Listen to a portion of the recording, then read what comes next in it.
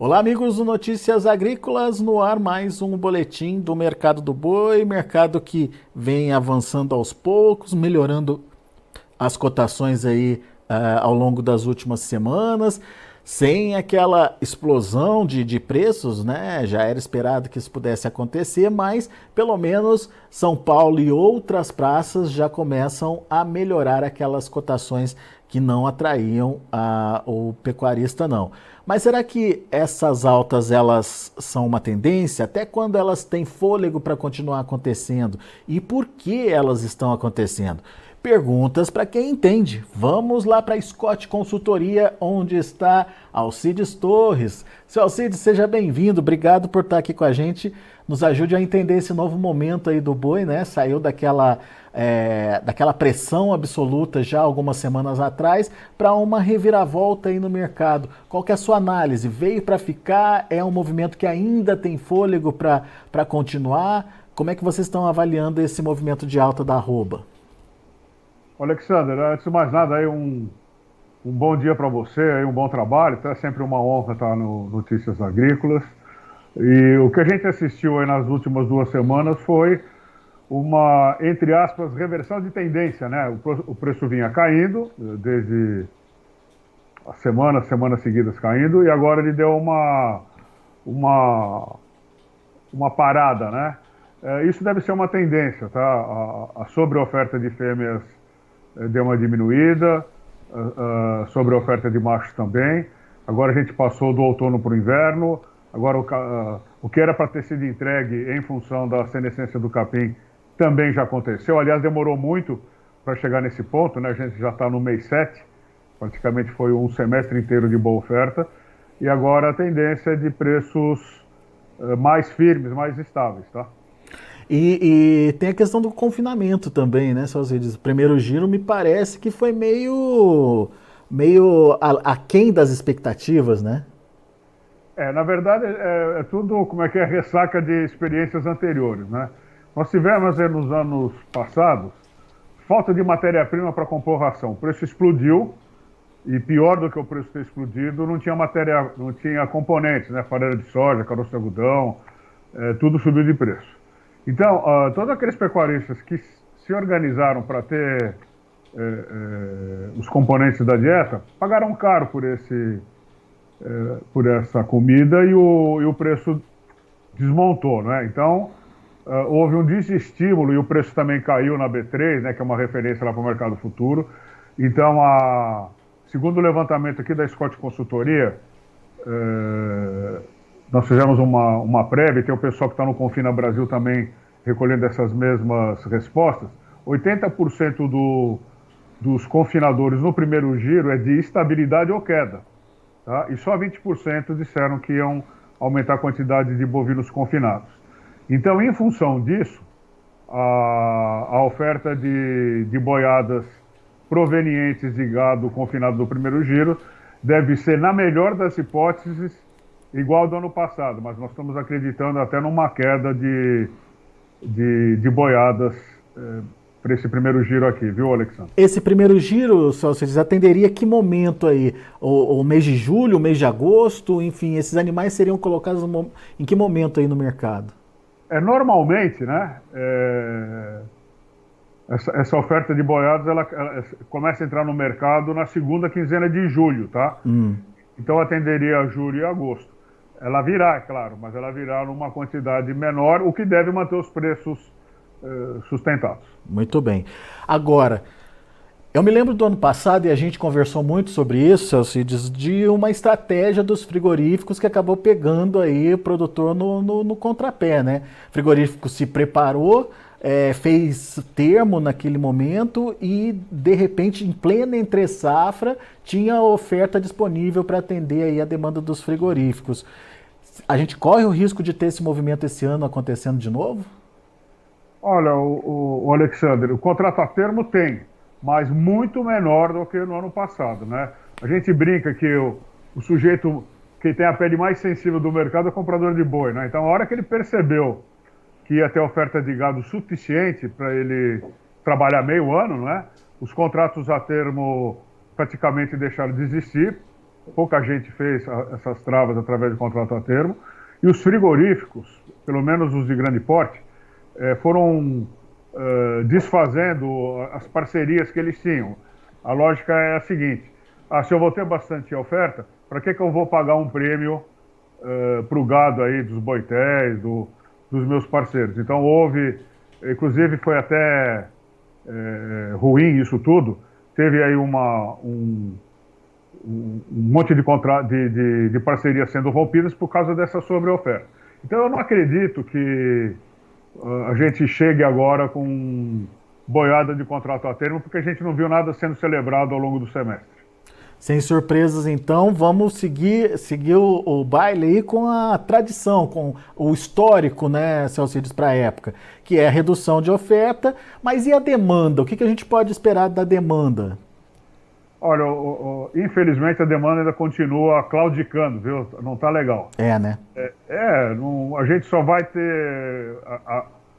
A gente vê um cenário ainda de quebra de poder aquisitivo da população. Você vai no supermercado, você vê as embalagens diminuindo de tamanho, isso chama-se reduflação. Quer dizer, a gente ainda está num ambiente de pós-guerra mesmo, né? A quantidade de pessoas que morreram em função da pandemia, isso era esperado. Você viu aí que até fabricantes de automóveis estão suspendendo fabricação, porque o mercado parou, né? Então a gente tem o consumo de carne ainda não tem sido suficiente para dar um alento aí para o preço da arroba do boi gordo. E a própria redução no varejo está tímida, né, seu Alcides? Esse é outro drama do nosso negócio, né, Alexandre? Caiu o preço da arroba do boi gordo para o pecuarista, caiu o preço da carne no mercado atacadista, e quando você vai no mercado varejista, a coisa não caiu na mesma proporção. Caiu também, mas não caiu proporcionalmente com a mesma intensidade. Exportação, dá para esperar uma exportação, não vou dizer melhor, porque a exportação não está ruim, né, seu Alcides? O problema é o preço da carne no mercado internacional, né? Quando a gente fala em mercado internacional, Alexandre, nós estamos falando de China, né? Basicamente China. E a China parou os chineses já estão entendendo bem o mercado brasileiro, tá? Então, vou dizer, a nossa avaliação, isso precisa o tempo dizer se a gente está certo. A China vai continuar sendo um grande importador de carne bovina brasileira. Eles estão aí credenciando mais frigoríficos. No nosso evento do encontro de confinamento, já se preconizava o seguinte cenário: com a China aumentando a base de fornecedores, o prêmio China cai, né? Mas, além disso, de aumentar a base de fornecedores, caiu também o preço no mercado internacional. O prêmio, que era $1.000, $2.000, deixou de existir. E é por isso até que em São Paulo, o prêmio Boi China ou deixou de existir em alguns períodos, ou está em torno aí de R$5 por arroba. Nas praças do interior do Brasil ainda tem prêmios interessantes, tá? Mas com relação ao desempenho, sim, o mercado é líquido. O mercado é comprador de carne bovina. A gente teve uma queda de volume exportado, apesar disso, nesse semestre, em função daquela interrupção lá em fevereiro, março, né? Mas a tendência é que a gente chegue ao final do ano com um volume muito bom, mas o faturamento certamente será menor. Agora, a gente tem aqueles meses tradicionais de compra da China para abastecimento para o feriado deles no início do ano. Vamos aproveitar esse momento, se você diz, teremos gado disponível para oferecer para a China nesse momento? E será que a gente vai encontrar uma China disposta a fazer estoque realmente e pagar um pouco mais pela carne? Olha, os chineses estão comprando maciçamente agora, tá? Eles estão, como eu te falei, eles já estão manjando como é que a gente funciona aqui, né? Então eles estão se preparando, mas quando chega no final do ano, eu acredito até que a gente vai ter E essas informações valem para hoje, né? Quando a gente fala assim que o preço vai melhorar no final do ano, todo mundo se prepara e o preço cai, porque aumenta a oferta, né? Mas a gente tem a pressão de consumo para o mercado chinês, tem novembro, dezembro tem a injeção de dinheiro na economia em função do adiantamento de 13º salário. do 13º salário em si e das bonificações de final de ano, então a gente deve ter um cenário melhor, né? Considerando esse ano medonho aí, né, que nós estamos passando. Mas a China sempre, agora ela é um parceiro importante para o Brasil, não só para a carne de boi, mas para exportação de milho, exportação de soja, do complexo soja, etc. A gente hoje é um bom parceiro comercial. Muito bem, vamos ver como é que vai ser essa vontade do chinês de pagar mais ou não, né? Eu acho que essa que é a grande dúvida, porque consumir, comprar, eu acho que eles continuam comprando. O problema é saber se eles vão estar disponíveis aí para pagar mais pela nossa carne. E se tem alguém vendendo carne que seja competitiva, né, seu Alcides? Vou dizer, quem que é o grande concorrente do Brasil? São os norte-americanos, eles estão num ciclo invertido lá, né? Tá caro lá, né? Lá a carne está cara. Então, e o Brasil é competente, vamos dizer assim, essa nossa posição no mercado global, não digo nem mais de carne, mas de produção de alimento, ela advém de uma preparação gradual aí. Morreu aí o excelentíssimo ex-ministro da Agricultura, Alisson Paulinelli. Isso foi tudo construído lá na década de 70, né? A base de conhecimento, pesquisa, de ciência. E hoje o Brasil se tornou aí um grande protagonista no combate ao desequilíbrio alimentar que o mundo passa, com grãos e também com proteína de origem animal, né? Carne de frango, carne de suíno e carne bovina. Então o Brasil hoje finalmente, e como sempre no Brasil, quem financiou a industrialização foi o café, quem sabe não é agora o conjunto, o bojo do agronegócio que vai ajudar a economia a se recuperar aí dessa situação dramática que a gente tem vivido nos últimos anos. Pois é. E aquela pergunta, né? Será que vai ter oferta disponível no segundo semestre, seu Alcides? O produtor, o pecuarista, ao contrário do que aconteceu no primeiro giro, pode ver um segundo giro mais atrativo? Olha, se você estiver falando em relação à oferta de cabeças de gado, é menor, tá? Vai ser evidentemente menor, tá? Mas os preços devem ser comparativamente melhores. É mais ou menos a balança de preços, sabe? Claro que vai depender da preparação aí. Se a bolsa continuar, se a B3 continuar indicando preços atraentes com os custos atuais e ter margem, sim, a gente deve ter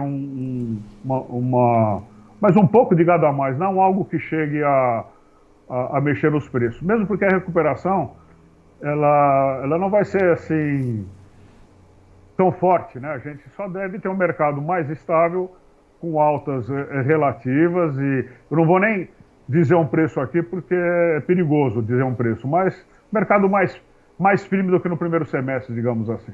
Muito bem. Frederico Barcelos está participando com a gente aqui, seu Alcides. Ele está no chat do YouTube. Aliás, pessoal que quiser mandar as perguntas aí pelo chat do YouTube, fique à vontade. Ele quer saber assim o que acontece, por que em Minas tem essa defasagem enorme aí em relação a São Paulo e outros estados, seu Alcides. Bom, vamos lá. Diferencial de base, não é? Seria isso, né? Exatamente. O diferencial de base, a gente depende da região de Minas. Tá? Eu considero hoje a Scott Consultoria uma praça pecuária macro, né? Norte do Paraná, São Paulo, sul de Goiás, Triângulo Mineiro e sul do Mato Grosso do Sul. Essa é uma grande praça. Tá? E o diferencial de base ele fica mais por conta de frete e impostos. Tá? Vamos dizer assim, eu posso monitorar o mercado só com a cotação de São Paulo. Dá para fazer isso.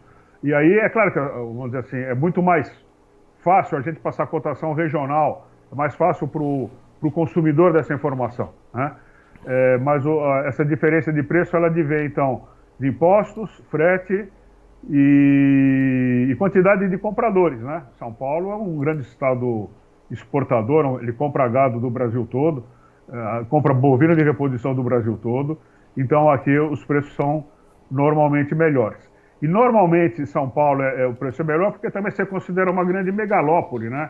Você pega São Paulo, Sorocaba, Campinas, São José dos Campos, já virou uma megalópole, né? Santos, é tudo um globo, um bolo só. E se você pegar ali o Vale do Paraíba, você já emenda com o Rio de Janeiro, que é outra cidade gigantesca, né? Então você tem, nessa região sudeste do Brasil, os grandes consumidores, eles acabam determinando o preço, referência, preço de carne no varejo e também acaba indiretamente cotação do arroba do boi gordo. Muito bom. Meu caro Alcides Torres, muito obrigado mais uma vez pela sua participação. Obrigado ao Frederico aí pela pergunta também. Sempre bom poder interagir aqui com os nossos internautas.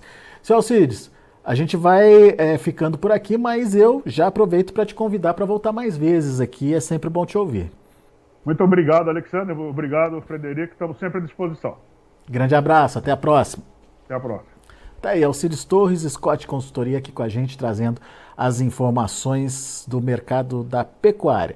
Frigoríficos mais reticentes aí nas compras, tentando segurar para evitar explosão aí de preços, novas altas. O fato é que temos um momento de menor oferta de animais. Sobre a oferta de fêmeas diminuiu, sobre a oferta de macho diminuiu, aquele gado de pasto já não tem mais. O primeiro giro de confinamento deve ser com menor volume por falta de estímulo lá atrás, ou seja, um cenário, pelo menos aí para os próximos 2 meses, de uma oferta menos, né, robusta aí, do que poderia ser. E eu perguntei para o seu Alcides sobre aquele repeteco do ano passado, se a gente pode ver de novo frigoríficos preparados para esse momento e isso, de repente, quebrar as pernas aí do produtor, né, atrapalhar aí a estratégia do produtor. Ele disse que acha que não, que deve ser um ano sem surpresas, principalmente em relação às antecipações, às compras de termos, né, porque como os compradores visualizaram uma oferta plena de animais, acharam que não seria interessante ter termos ou fazer estoques caros aí para o segundo semestre e por isso muito provavelmente a gente não vai ter surpresa aí com os bois a termos como a gente teve no ano passado. De acordo com o seu Alcides, tem um volume menor de contratos a termos fechados nesse momento e teve muito rompimento de parcerias estratégicas com boitéis, o que faz ele acreditar que talvez a gente não tenha essa surpresa para esse ano, mas é sempre bom ficar atento aí nas possibilidades. Deixa eu passar para vocês os números de andamento do mercado futuro lá na B3, você acompanha comigo na tela. Para julho, R$ 262,50, queda de 0,57%. Agosto, R$ 262,75, queda de 0,55%. Setembro, R$ 263,00, queda de 0,11%, e o outubro, R$ 262,90, caindo 0,49%. Mercado pressionado nesse início de semana, muito por conta do indicador da última sexta-feira, 254,20, uma queda de 2,23%. Vamos continuar acompanhando esse mercado aí. Muito bom, recado para os meus amigos pecuaristas, obrigado a vocês que enviaram suas histórias aqui para a gente, para o nosso prêmio A Melhor História de um Agricultor. Teve participação recorde esse ano, mais de 70 histórias chegaram aqui para a gente. Cada uma delas vai ser ouvida, cada uma delas vai ser analisada e no próximo dia 7 de julho a gente anuncia os 5 finalistas. 5 finalistas que daí sim, votação aberta, serão colocados aí para que você, o seu voto, você que acompanha Notícias Agrícolas e você que participa com a gente, faça aí a sua escolha de qual é a melhor história de um agricultor. Tá certo? Feito o convite, então, deixa eu passar um recadinho para vocês do nosso patrocinador ouro. O patrocinador ouro desse ano é a Syngenta. Vamos para o recadinho dela? Você já conhece o Acessa Agro? É a plataforma de benefícios da Syngenta. Nela você ganha pontos através da compra de produtos da empresa. São mais de 3.000 itens à sua disposição para poder fazer essa troca por pontos. Vá agora ao Acessa Agro, nesse endereço que você está vendo aí na tela, www.acessaagro.com.br.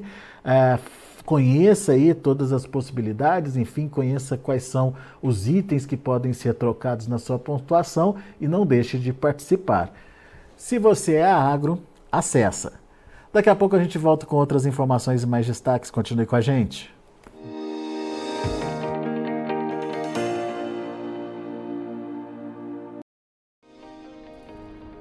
Se inscreva em nossas mídias sociais, no Facebook Notícias Agrícolas, no Instagram @Notícias Agrícolas e no nosso Twitter @Notiagre. E para não perder nenhum vídeo, não se esqueça de nos acompanhar no YouTube e na Twitch, Notícias Agrícolas Oficial.